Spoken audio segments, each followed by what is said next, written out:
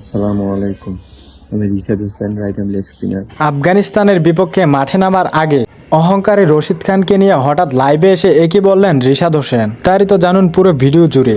দর্শক, ঠিক 1% সেমিফাইনালে কনফার্ম করা সামনে রেখে আগামীকাল ভোর 6টা 30 মিনিটে মাঠে নামছে বাংলাদেশ। বহু সেমিকরণ মোকাবেলা করার জন্য আগামীকাল মাঠে নামছে টাইগাররা।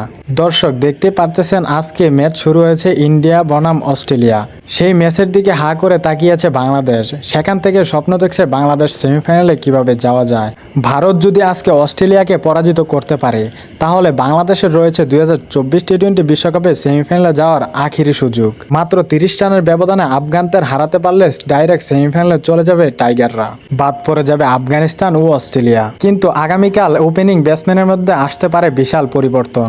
সম্প্রতি আমরা দেখতে পেরেছি রিশাদ হোসেন ব্যাটসম্যান হিসাবে অনেক ভালোই করেছে, যেখানে ভারতীয়দের সামনে হাঁটু খেড়ে দাঁড়াতে পারছে না সাকিব হৃদয়রা। কিন্তু সেখানে রিশাদ হোসেন 240 স্ট্রাইক রেটে ব্যাটিং করেছেন। 3 ছক্কা ও 1টি চারের সাহায্যে 10 বলে 24 রানের একটি ঝড় ইনিংস খেলে গিয়েছেন তিনি। তার এমন তাণ্ডব ব্যাটিং থেকে বাংলাদেশ কোচ ভেবে নিয়েছেন আগামীকালকে রিশাদ হোসেনকে ওপেনিং হয়তোবা 1 রাউন্ডে নামিয়ে ব্যাটিং করাবেন।